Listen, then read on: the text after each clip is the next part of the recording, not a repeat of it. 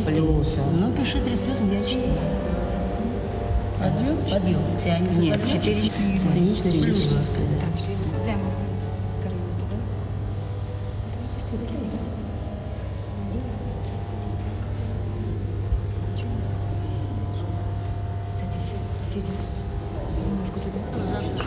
Шарифа, за талию подержи. Ноги вытяни. Он не смущает. Вот так. Люда, а если сзади подождешь, Our Earth from above. Dominating this perspective, a vast tract of land sweeps across 2 continents and 11 time zones.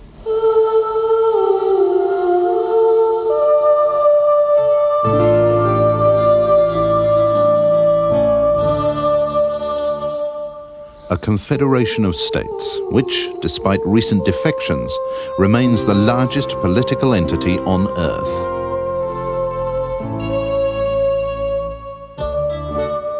This land is often described as Russia.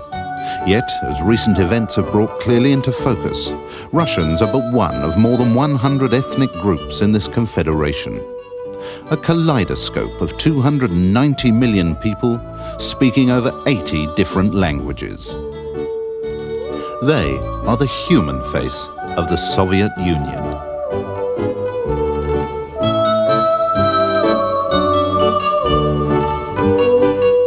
Tashkent, capital of the Central Asian Republic of Uzbekistan.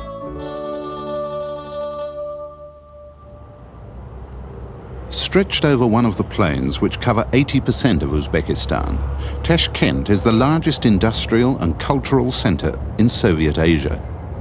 It is also the Union's 4th largest city, but one reflecting a distinctly Middle Eastern heritage.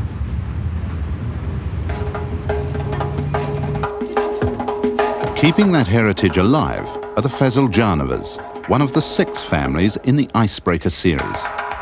The Faziljanovas are performers, professional members of the Bakhor, the Uzbeki state folk dance company. Gula Faziljanova is a leading dance soloist with the company. Her husband, Murad, is a musician.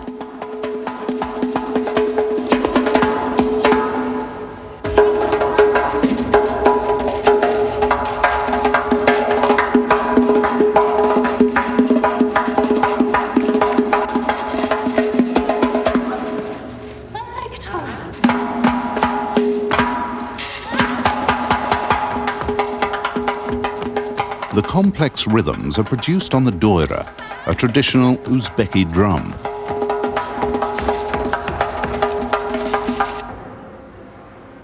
At another dance rehearsal studio, the Faziljanovas' 16-year-old daughter, Shaknoza, is following in her mother's footsteps. For the past 3 years, she has been a student at the Tashkent Dance School, majoring in folk dance.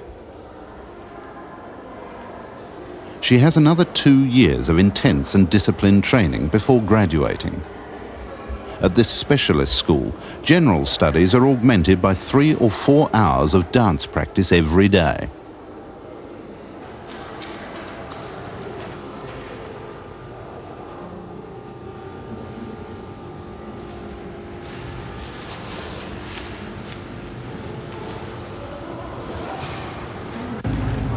Outside the family apartment is the only member of the Faziljanovas not involved in a career with the performing arts.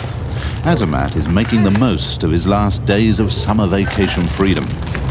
As a 13-year-old, Azamat is at present more interested in fancy footwork of a different kind. Like his friends, both Uzbeki and Russian, he'll soon be back into the new school year. Ты что сделал такое? Ну я ее закрутил. А у тебя вот это колесо, да, вылетало? У меня тоже вылетало сейчас. А у тебя всех... Ну не все хорошо, а у тебя тоже хорошо крутится все. It's early September, and despite the cooling fountains, the air is dry and the heat is scorching in Tashkent.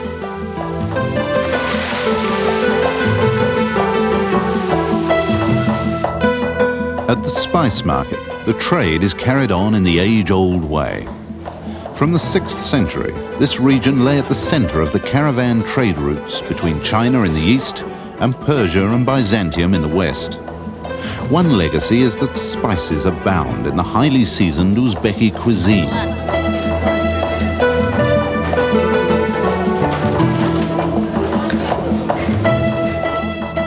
Outside in the street, the faces reflect Tashkent's position at the crossroads between east and west. Uzbekistan is one of the most ancient inhabited lands. In the old part of the city, duvals, or solid mud walls, face the street. But rising above the old town are the modern apartment blocks where most of the city's 4 million people live. Typical Soviet high-rise homes, yet the exterior decoration reflects the art of the Middle East. Tashkent has been largely rebuilt since a devastating earthquake in 1966. This fractured stone records the day when the center of the city was leveled. The rebuilding continues as the Soviet government promotes Tashkent as a city of industry and science, a symbol of Soviet progress in Central Asia. But national culture is also an important priority. At the Tashkent Dance School, young hopefuls await their auditions. Внимание, ребята. Умаров. Ты, иди.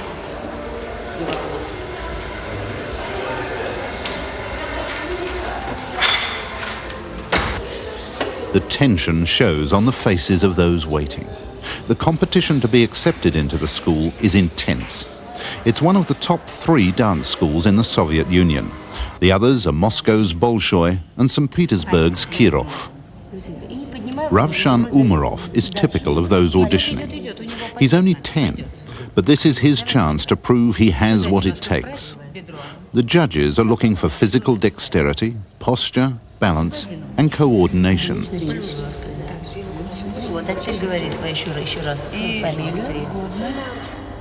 Every year, the school looks at 400 applicants and accepts only 40.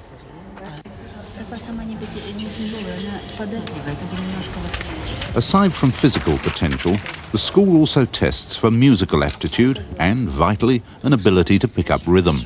Песенки умеешь петь? Пожалуйста, спой мне вот эту ноту. Пожалуйста, спой. До, ре, ми, фа, соль, соль. Так. До, ре, ми, фа, соль, соль.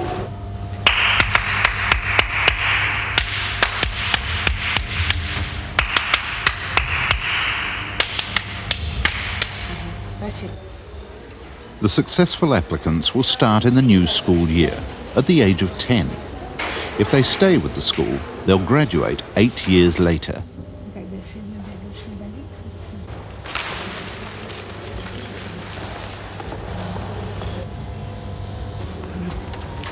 Having been assessed like a young racehorse, Ravshan is given a final test with music.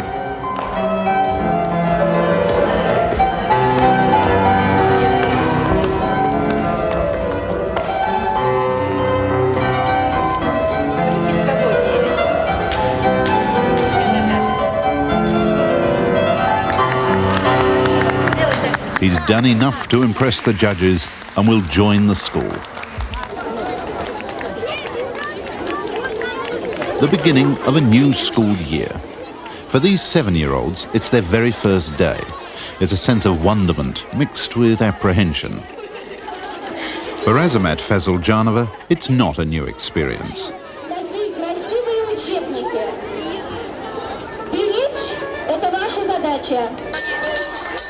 The honor of ringing the bell goes to a first-year pupil, and formalities over, it's off to lessons. This year, Azamat has switched to the school's early session. Most Soviet city schools have 2 separate rosters a day. Early session lessons start at 8:30 and finish at 1. The first task is to hand out the new textbooks.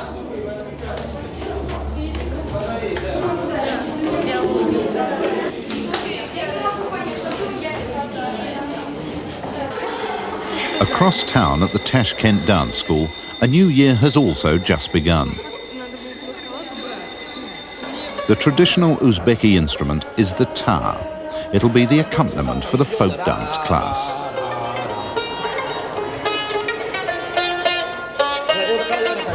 Пошли, растеряем туда-сюда. Знаете, так, чтобы это было нормально.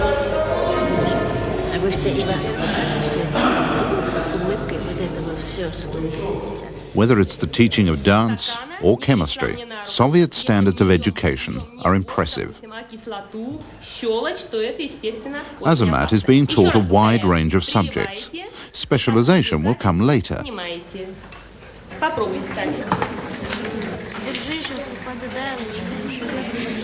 Azamat is unsure of what he wants to do when he leaves school. He enjoys science, particularly chemistry, and is also good at sport and German. There's only one career he's definitely not interested in: dancing.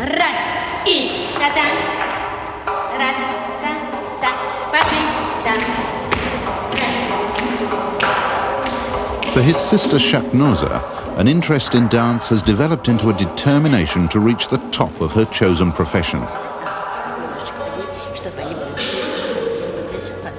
And as the teacher demands, no matter how hard the effort, every movement should be made with a smile.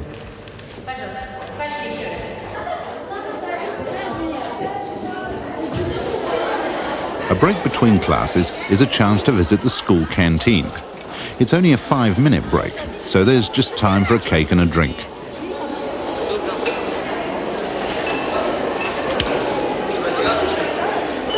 As part of a school system that takes care of all the pupils' needs, the canteen is open all day.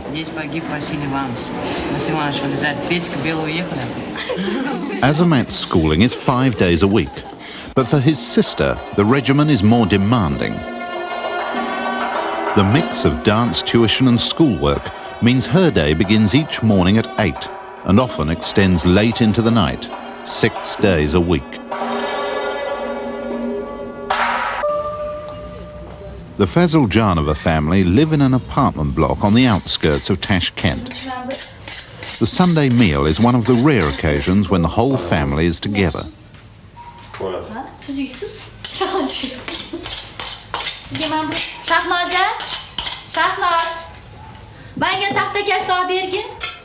Gula asks her daughter to bring the chopping board and then to go back and check if anything's boiling over in the kitchen. The food is fresh and plentiful. Artists in the Soviet Union enjoy a high status and standard of living. The apartment is small but comfortable. This room was once an open balcony. It's been converted into a kitchen so Azamat can have a room of his own. The talk is about new kitchen utensils and what music to listen to over lunch.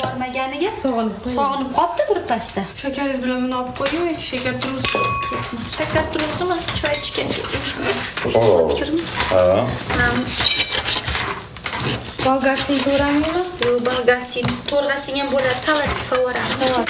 Bo'ldi. Bo'lsin, ovozini chiqarma. Sen qanaqa qilyapsan? Azamat plays with an Uzbeki friend in his new bedroom. Ko'pni ham qil. Chiroyli bo'ladi. O'rtog'imnikiga. Qarindoshlarga. Zo'r video bo'lgan. Ko'ryapsan?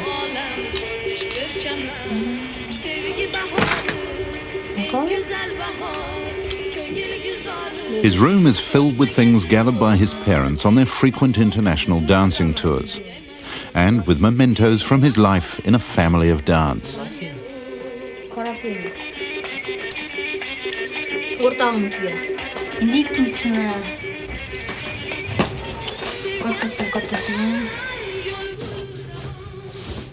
In Soviet terms, the Faziljanovas live a somewhat privileged lifestyle.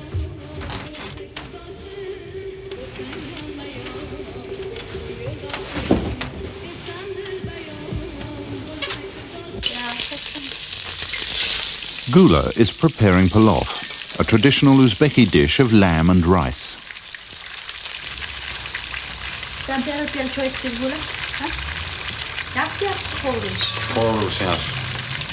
She comments that it's starting to smell good.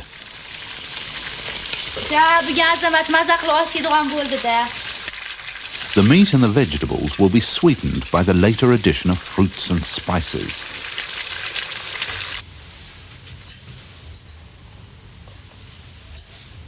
Even doing the housework, a mirror is a dancer's cue to check on one's appearance.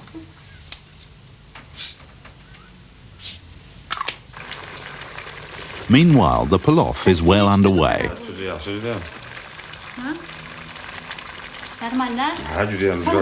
Murad assures his wife that it doesn't need any more salt.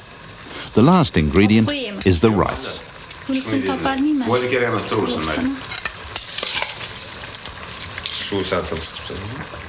And then a little more water. Pour it slowly, suggests Murad.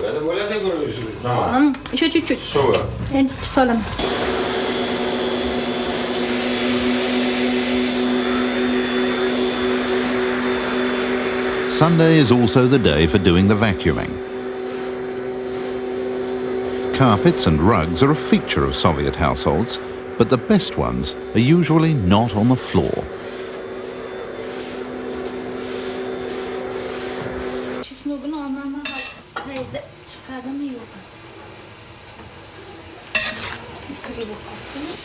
It's just a matter of removing the garlic and the pilaf is ready.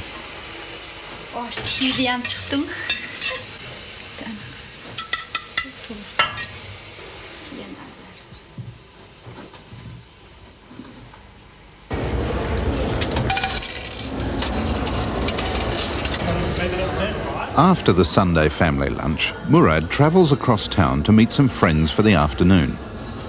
The journey will cost him the standard public transport fare, 5 kopecks, about 8 American cents, regardless of how far he goes. Most Soviet cities of more than 1 million people have a metro system. All of them are clean, cheap and very efficient. Tashkent's is one of the newest. For previous Soviet governments, they were an important symbol of the Union's achievements.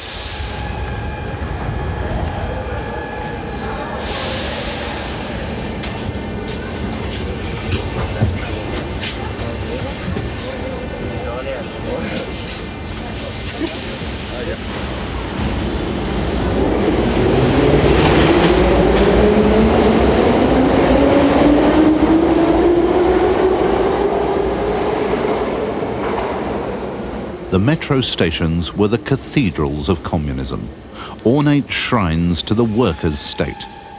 Today, for the local government, they provide a chance to display the culture and art of the predominantly Moslem Uzbeki people.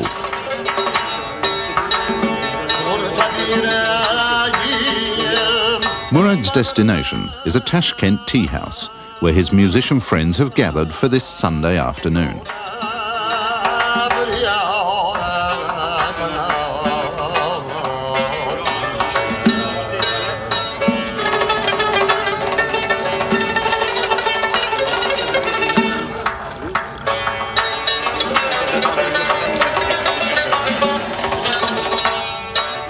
Traditional instruments such as the doira and tar are provided by the tea house for anyone to play.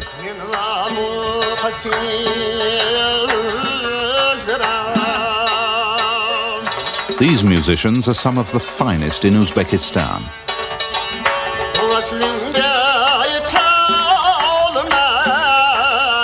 Like Murad, they are members of the Republic's Bakhor Folk Company.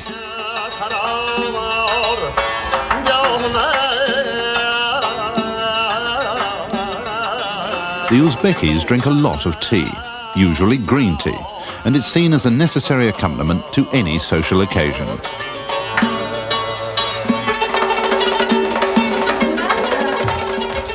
While her father is at the tea house, Shaknoza serves tea at home to some of her friends from the dance school. It's a break from the regimen.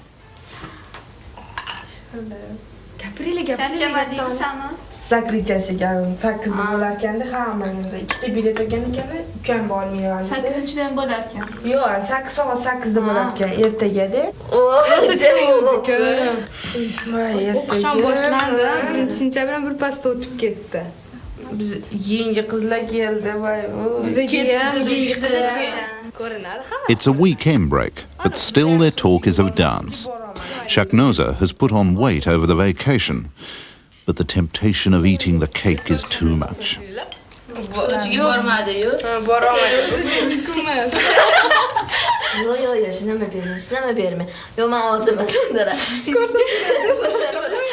Shaknoza describes the embarrassment of turning the wrong way in practice on her first day back at school.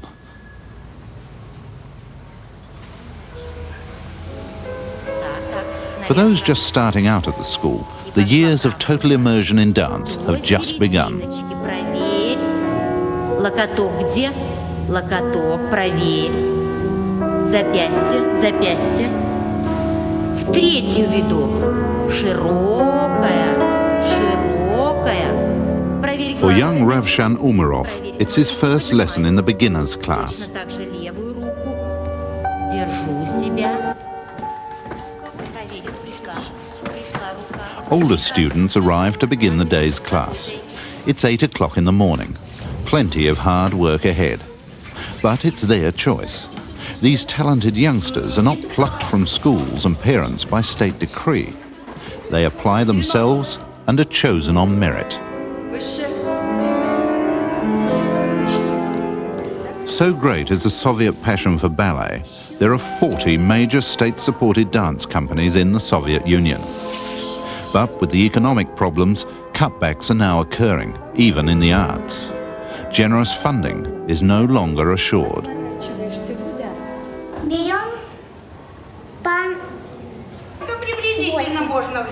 The school must also operate a conventional syllabus. Regular schoolwork is interwoven into the dance pupils' day. After maths, an opportunity to test whether their French is on the ball. Non, la table. Le chien. Le chien. Éléphant. The school teaches the typically wide Soviet curriculum. Everyone learns everything. Likewise, in the dance classes, the folk students learn ballet and the ballet students learn folk.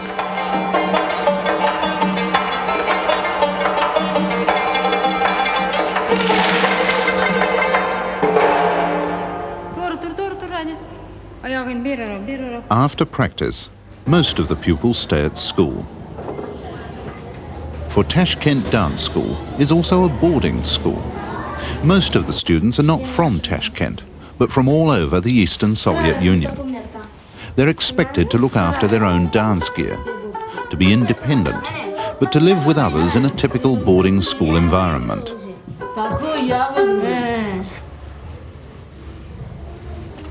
To a degree, they run the place themselves.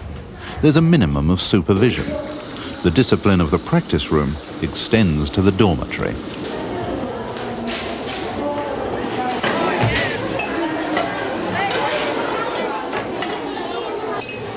The students are acutely aware that there's always another aspiring young dancer ready to take their place.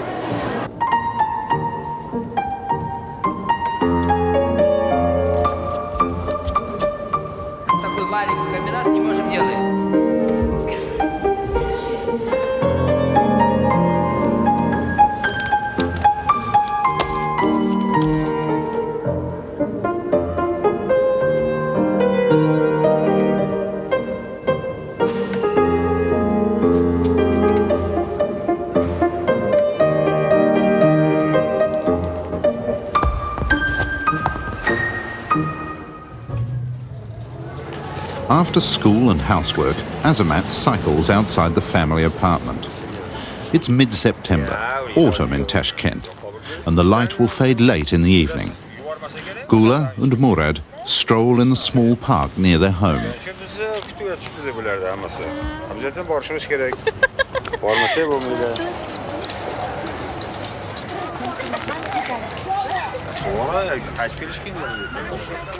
They talk about a forthcoming tour, making ends meet, and about the children. In her room, Shaknoza pores over her schoolwork after finishing her usual evening practice at the dance school. She's in her 6th year as a pupil there and will graduate in 2 more years.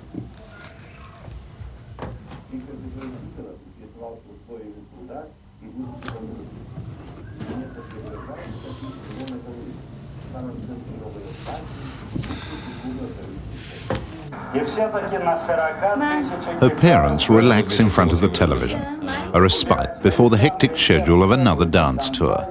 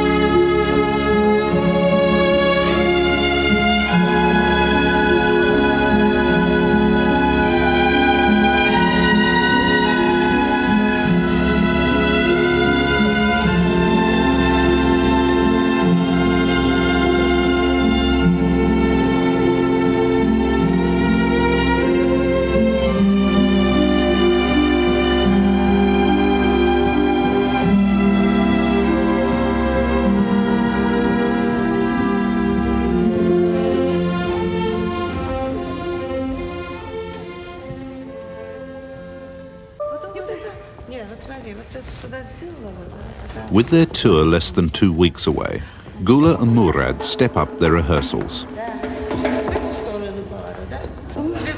The tutor feels that the movement works best twirling to the left.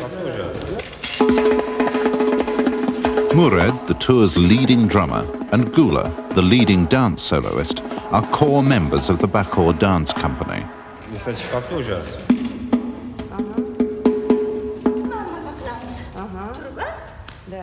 At this stage of their rehearsals, they're refining the final steps in one of Gula's solo dance performances.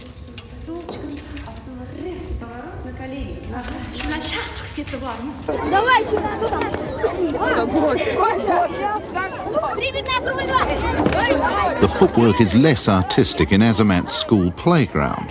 The idea is to take opponents out of the game by stomping on their feet.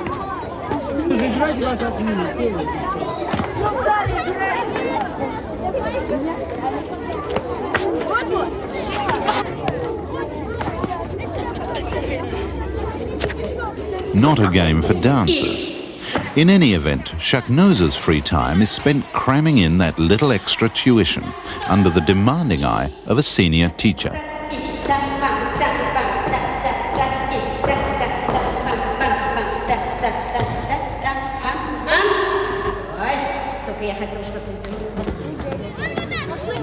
The physical exercise of Azamat's school is part of a sports curriculum which is standard throughout the Soviet Union.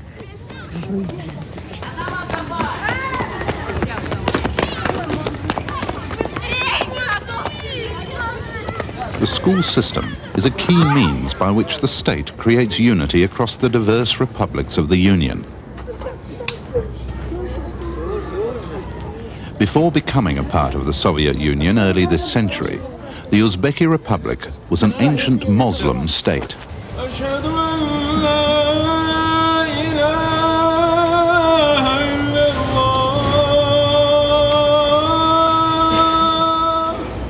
Despite conforming to Soviet norms in many aspects of life, there are constant reminders of Uzbekistan's Islamic culture.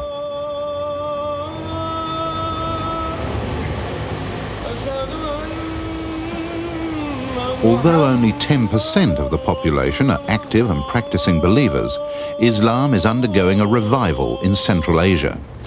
Linked with nationalism, it's emerging as a major political force. Islam is encouraged in its official form by federal government, but feared in its fundamental and unofficial forms.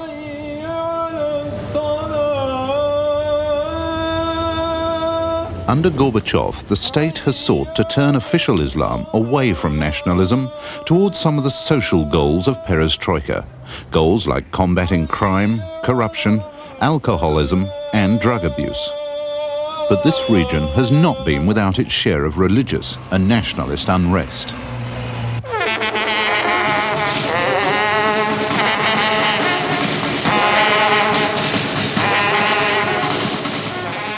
The Registan, the historical centre of Samarkand.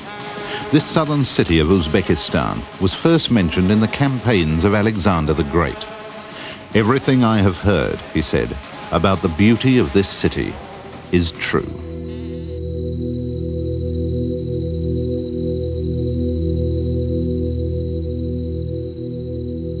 Samarkand is the cradle of Uzbeki culture and art.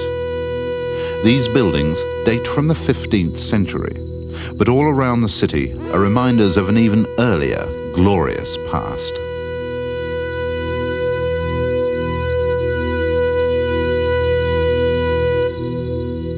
Samarkand is 2,500 years old, a city where outstanding scientists, writers, architects and jewelers of the ancient East once lived and worked.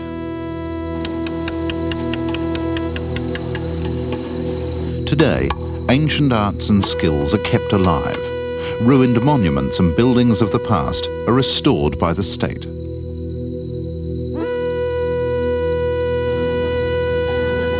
In the markets, trade is carried on in much the same way as when Samarkand was a major centre on the ancient Silk Route, the trading link between the Mediterranean and the East.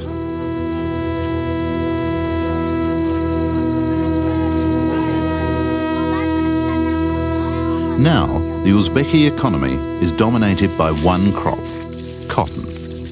It's said the republic has a cotton monoculture. 70% of the cultivated land is devoted to this single crop, a dependence demanded by central communist planners in the 20s and 30s. Uzbekistan was to be the cotton belt of the Soviet Union.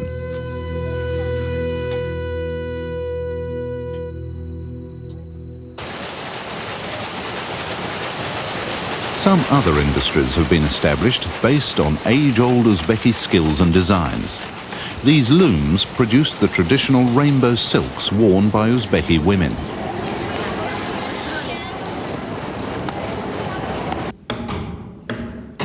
Even older crafts are fostered by a federal government mindful of keeping alive the national cultures of member republics. Uzbeki architecture used these intricately carved wooden columns to support the roofs of mosques and important public buildings.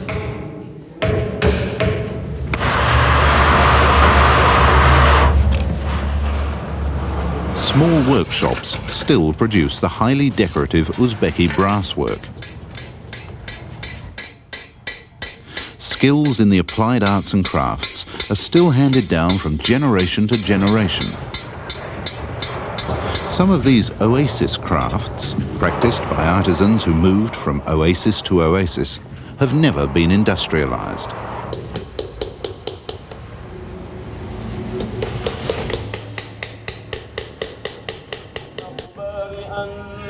The oases today are the small trading towns of the Uzbeki south. Many of them still show little impact of modern economic change. Scattered along the hot and dusty streets are the open-fronted stalls of artisans and small traders. The town's baker is a perfect example. The bread is made as it was 3,000 years ago. Sourdough discs are made each day with leaven matured from the dough of the previous batch. It's slapped onto the walls of a hot brick oven, ready in minutes for instant street sale. This unbroken chain of self-repeating dough has existed in some bakeries for 400 years. Outside courtyard living is a way of life in a climate that can still reach 45 degrees centigrade in autumn.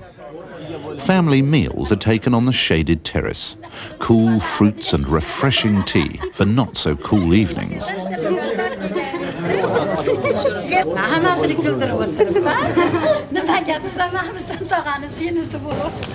The evening is also a time for strolling, gossiping, or taking a cooling dip in one of the many irrigation canals which crisscross the arid landscape and the towns.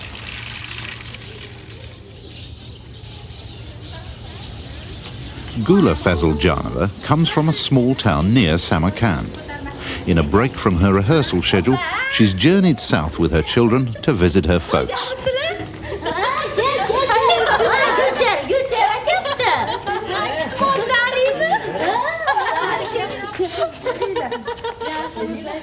Her parents live here with Gula's sister and family.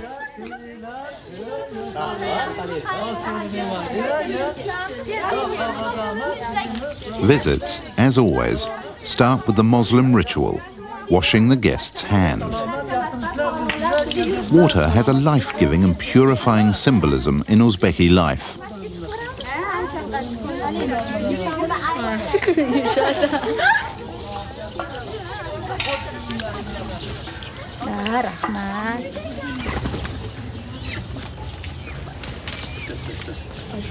Azamat's uncle Oktyabra has an aviary in the family's small inner courtyard.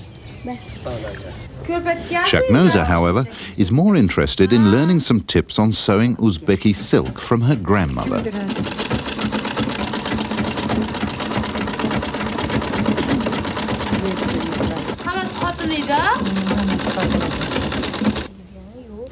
The visitors settle into the routines of southern village life.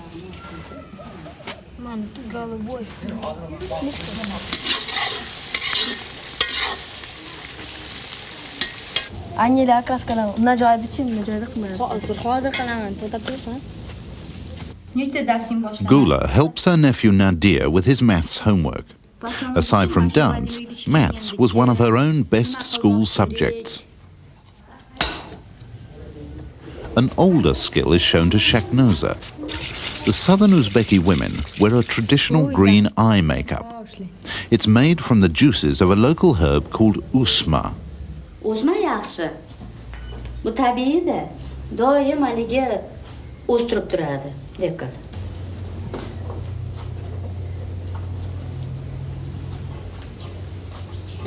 Remontlar tamam qo'ydilaringmi? Ha, zo'r bo'ldi. Nima qilsam?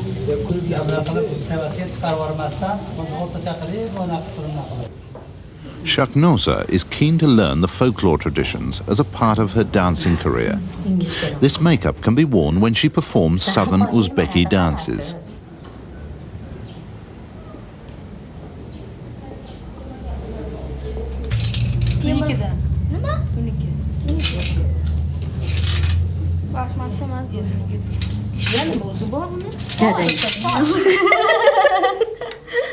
Later, Gula and her sister look through the family photograph albums, a time to reminisce and laugh at the old fashions.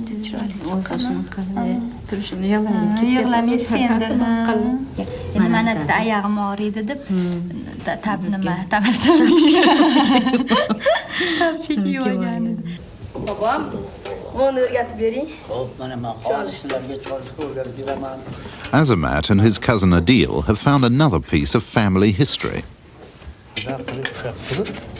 Azamat's grandfather was a musician himself before he retired, a player of the karnai, an Uzbeki horn. The karnai is the instrument used to announce a gathering, to call people to prayer, or to a celebration.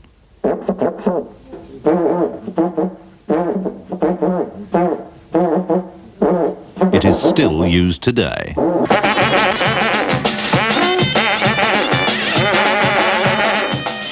One Uzbeki town, high in the foothills of the Himalayas, is a carnival town. Uzbekis come here from all over the Republic to see full-time circus in the streets.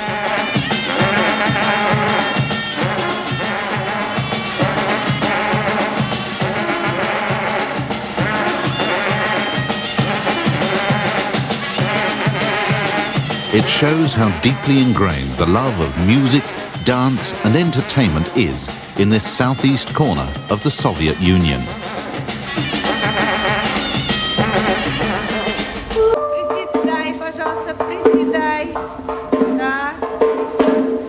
It's the last weekend before the Bakhor company begins its tour.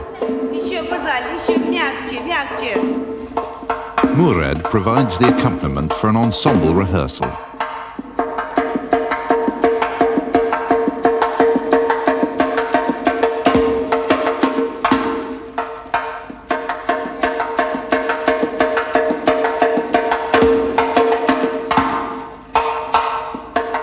Gula will dance several numbers with the senior women dancers.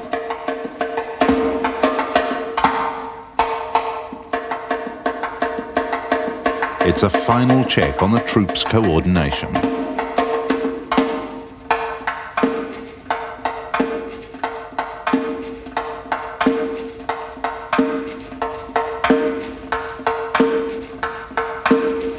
While their parents practice, the children have the weekend off.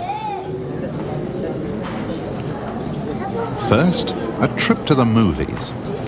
There's a choice of drama, war and action features today. But Shaknoza and Azamat decide to see a black and white Indian movie, dubbed into Russian. Ты мать, ты его отец. Мальчик принадлежит мне. Я его мать и отец. Я вырвал его у смерти и приют. Then on to the fun fair.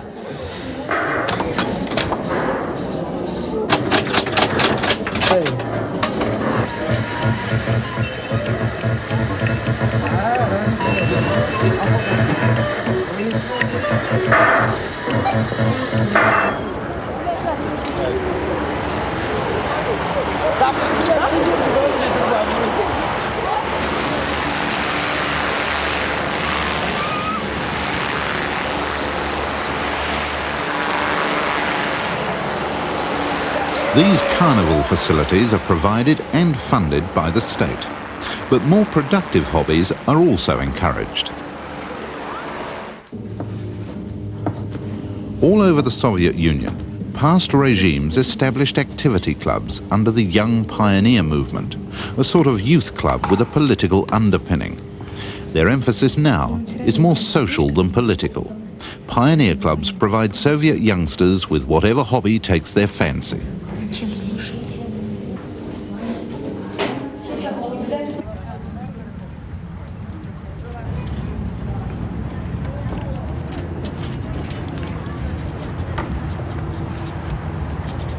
The modern skyline of Tashkent is the subject of this outdoor art class, but others deal with the traditional arts of the region.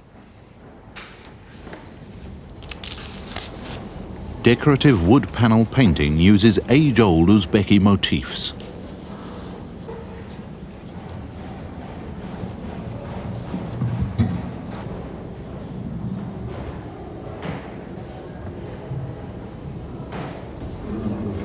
The tuition and all the materials used are free.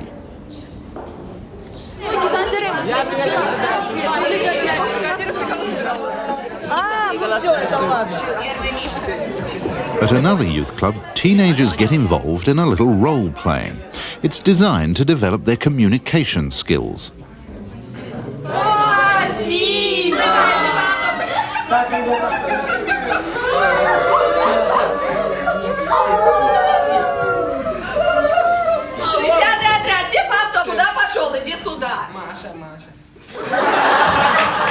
Kids in the international club learn foreign songs.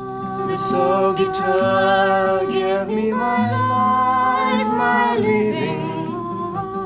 All the things you know, I love to do. Things, that things, things, all the things, all the things, all the things. Вот так используется, давай, давай.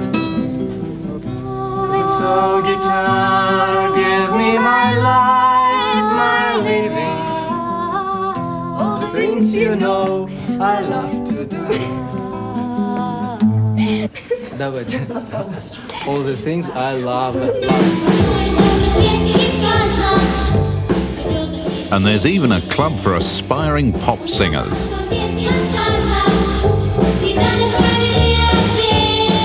It's actually a children's song about mathematics.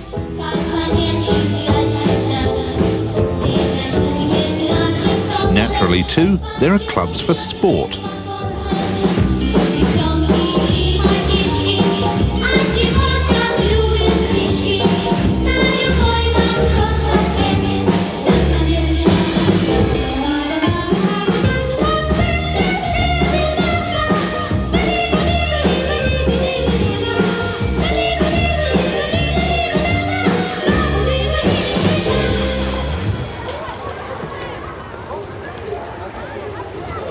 It's to one of Tashkent's Olympic-sized swimming pools that Azamat is drawn.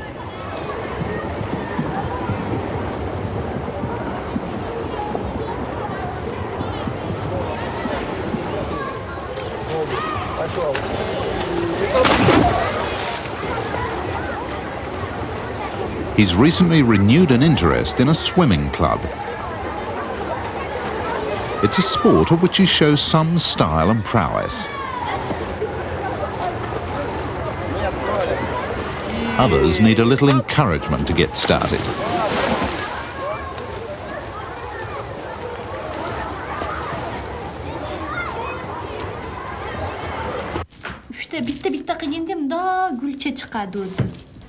Back at the Faziljanova apartment, the final preparations are made to Gula's costumes.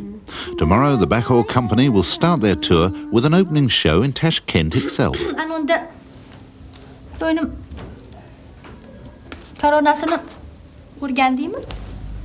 Shaknoza will be her mother's dresser on this first night.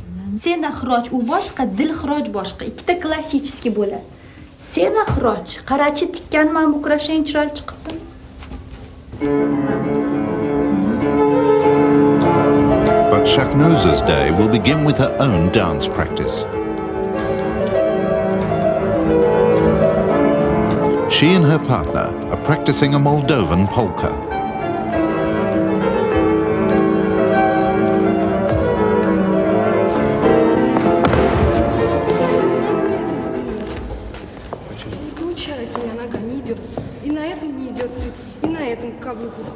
Неудобно, что ли? Не получается. Как не получается? Ну так, отрабатывай. Shaknoza is having difficulty with the distinctive Moldovan kick. She suggests they change position.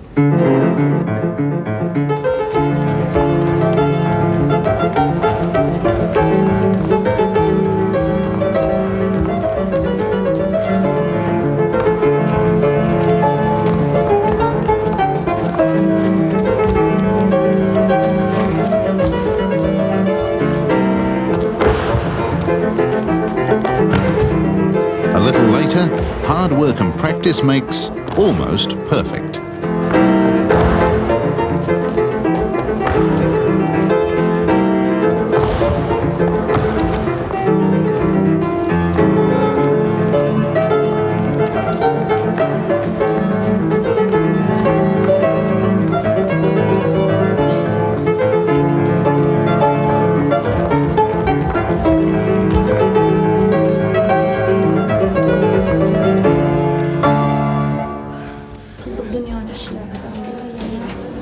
Final makeup touches for the opening night. For Gula, the long weeks of rehearsal are to be tested in performance.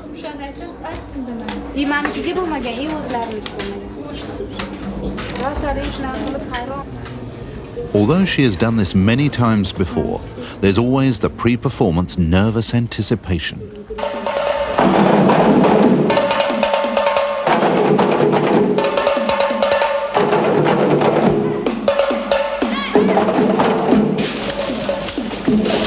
Last checks, and Gula asks Shaknoza if the other women dancers are ready. Shaknoza answers that they've already gone up to the stage.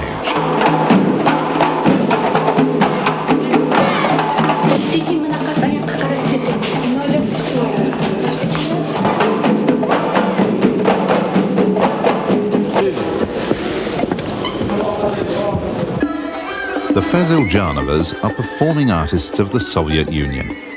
It's a society which grants them status, support and acclaim in recognition of their talents and skills. They are entertainers, keeping alive the cultural diversity of their own nation, in a union where national identity is becoming increasingly important.